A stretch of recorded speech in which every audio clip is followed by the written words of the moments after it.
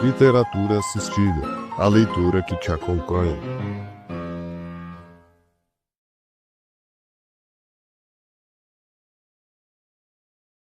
Machado de Assis. Suje-se, gordo.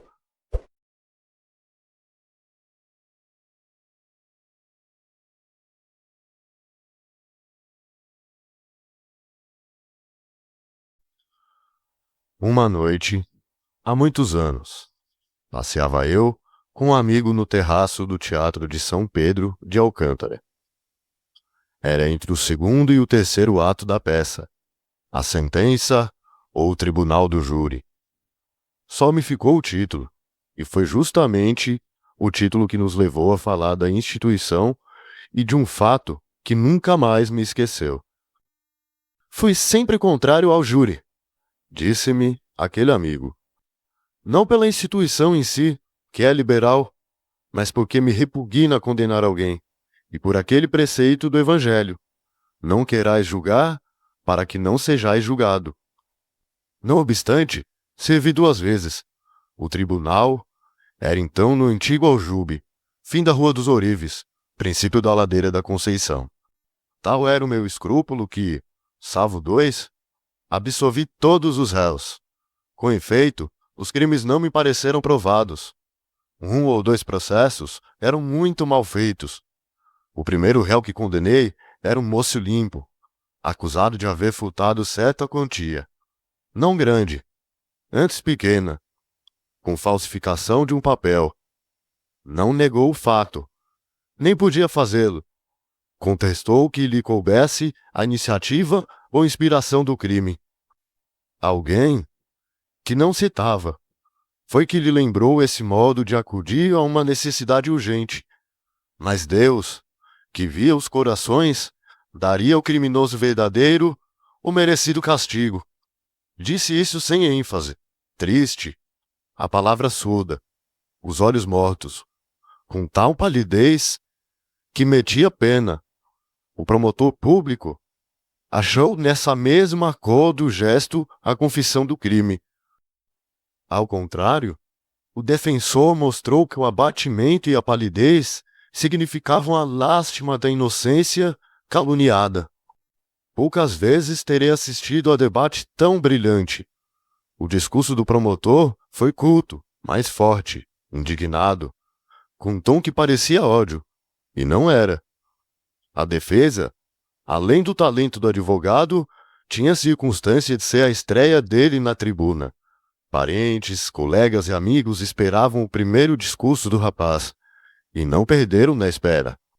O discurso foi admirável, e teria salvo o réu, se ele pudesse ser salvo, mas o crime metia-se pelos olhos dentro. O advogado morreu 2 anos depois, em 1865. Quem sabe o que se perdeu nele? Eu, acredite, quando vejo morrer um moço de talento, sinto mais do que quando morre um velho. Mas vamos ao que ia contando. Houve réplica do promotor e tréplica do defensor.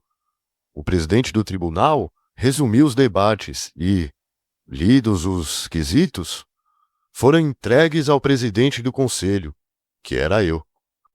Não digo o que se passou na sala secreta, além de ser secreto o que lá se passou.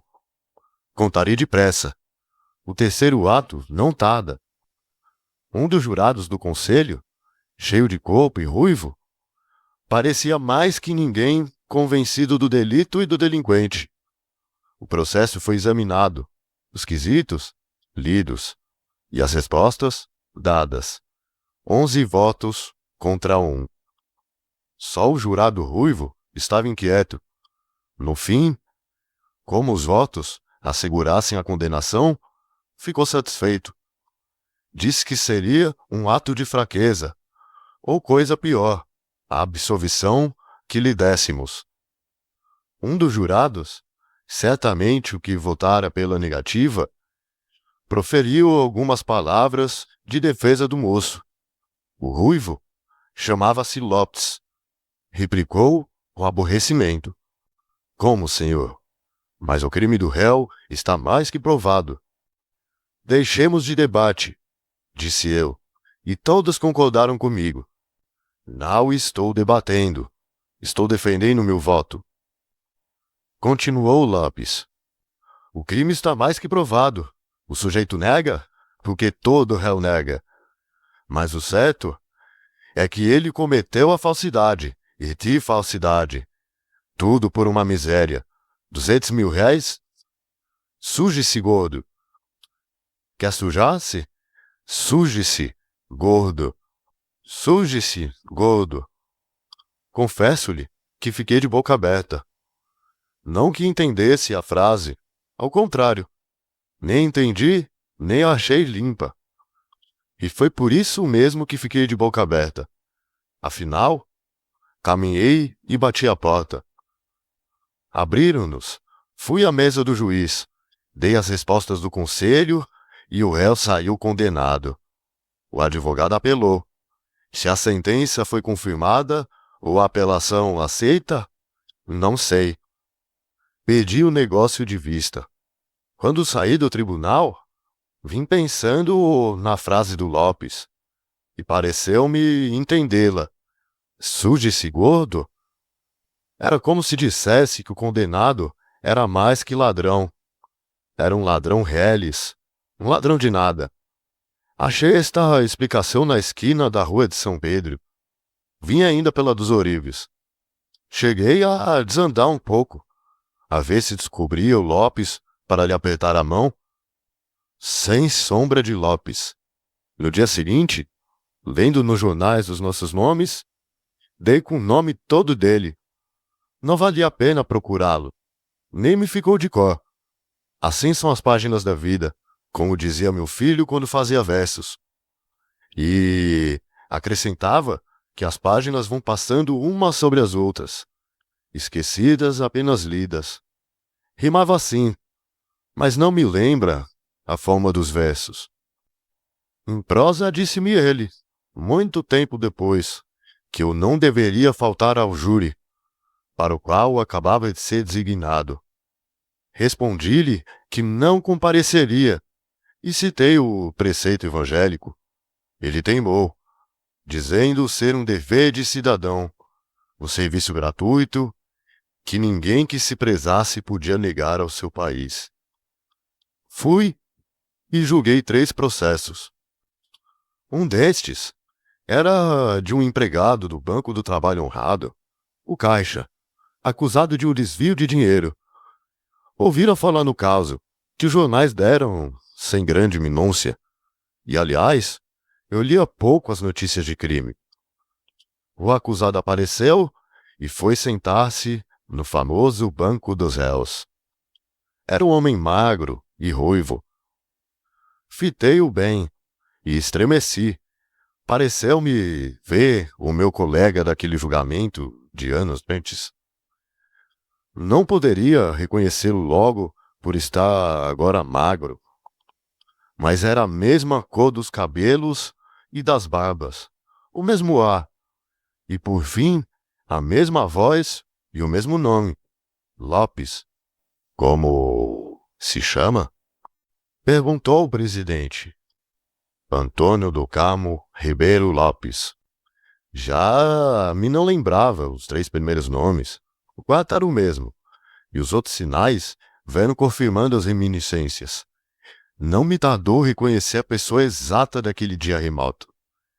Digo-lhe, aqui, com verdade, que todas essas circunstâncias me impediram de acompanhar atentamente o interrogatório, e muitas coisas me escaparam. Quando me dispus a ouvi-lo bem, estava quase no fim. Lopes negava com firmeza tudo o que lhe era perguntado, ou respondia de maneira que trazia uma complicação ao processo. Circulava os olhos sem medo nem ansiedade. Não sei até se com uma pontinha de riso no canto da boca. Seguiu-se a leitura do processo. Era uma falsidade e um desvio de 110 contos de réis. Não lhe digo como se descobriu o crime nem o criminoso, por já ser tarde. A orquestra está afinando os instrumentos. O que lhe digo com certeza é que a leitura dos autos me impressionou muito. O inquérito, os documentos, a tentativa de fuga do caixa, que uma série de circunstâncias agravantes. Por fim, o depoimento das testemunhas. Eu ouvia, ler ou falar e olhava para Lopes. Também ele ouvia, mas com o rosto alto, mirando o escrivão, o presidente, o teto e as pessoas que o iam julgar. Entre elas eu. Quando olhou para mim, não me reconheceu. Fitou-me algum tempo e sorriu, como fazia com os outros.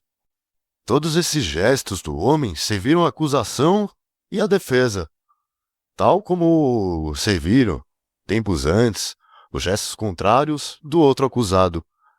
O promotor achou neles a revelação clara do cinismo.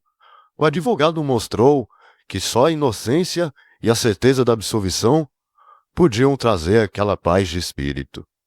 Enquanto os dois oradores falavam, vim pensando na fatalidade de estar ali, no mesmo banco do outro. Este homem que votara a condenação dele. E, naturalmente, repeti comigo o texto evangélico: não querais julgar, para que não sejais julgados. Confesso-lhe que mais de uma vez me senti frio.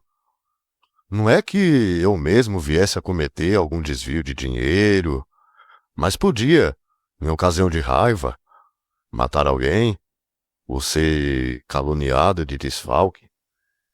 Aquele que julgava, outrora, era agora julgado também. Ao pé da palavra bíblica, lembrou-me de repente a do mesmo Lopes. Suje-se, gordo! Não imagina o sacudimento que me deu esta lembrança. Evoquei tudo o que contei agora. O discursinho que lhe ouvi na sala secreta, até aquelas palavras, suje-se, gordo. Vi que não era um ladrão reles, um ladrão de nada, sim de grande valor. O verbo é que definia duramente a ação. Suje-se, gordo. Queria dizer que o homem não se devia levar um ato daquela espécie sem a grossura da soma. A ninguém cabia sujar-se por 4 patacas. Quer sujar-se? Suje-se, gordo. Ideias e palavras iam assim rolando na minha cabeça, sem eu dar pelo resumo dos debates que o presidente do tribunal fazia. Tinha acabado. Leu os quesitos e recolhemos-nos à sala secreta. Posso dizer-lhe aqui em particular que votei afirmativamente. Tão certo me pareceu o desvio dos 110 contos. Havia, entre outros documentos, uma carta de Lopes que fazia evidente o crime. Mas parece que nem todos leram com os mesmos olhos que eu. Votaram comigo 2 jurados. 9 negaram a criminalidade de Lopes. A sentença de absolvição foi lavrada e lida, e o acusado saiu para a rua. A diferença da votação era tamanha que cheguei a duvidar comigo se teria acertado. Podia ser que não. Agora mesmo sinto uns repelões de consciência. Felizmente, se o Lopes não cometeu deveras o crime, não recebeu a pena do meu voto. E essa consideração acaba por me consolar do erro. Mas os repelões voltam. O melhor de tudo é não julgar ninguém para não vir a ser julgado. Suje-se gordo, suje-se magro, suje-se como lhe parecer. O mais seguro é não julgar ninguém. Acabou a música. Vamos para as nossas cadeiras? Nota editorial. O conto Suje-se Gordo, de Machado de Assis, constrói uma crítica amarga à hipocrisia moral e ao funcionamento desigual da justiça social. A narrativa acompanha personagens envolvidos em fraudes e corrupção, mas o centro da ironia machadiana está na forma como a sociedade julga quem fracassa, e não necessariamente quem age de maneira antiética. A famosa expressão "suje-se gordo" resume a lógica do conto.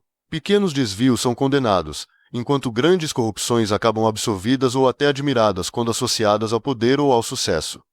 Machado sugere que moral pública não é um princípio ético e sim um mecanismo de conveniência social.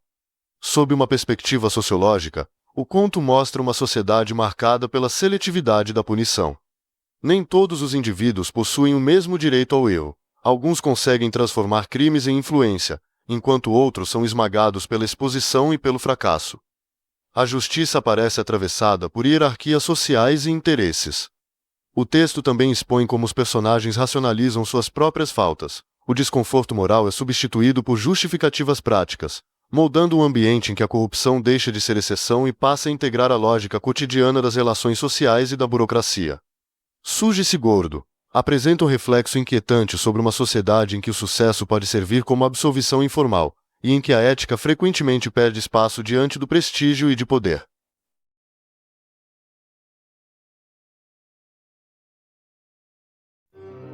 Chegamos ao final de mais um conto no canal. Nos vemos no próximo encontro quinzenal. Literatura assistida. Deixe seu like, comente, compartilhe e inscreva-se. Colabore para manter esse projeto vivo. Envie um Pix escaneando o QR Code na tela. Você também pode apoiar nosso trabalho no Apoia-se. Link na descrição e no primeiro comentário fixado.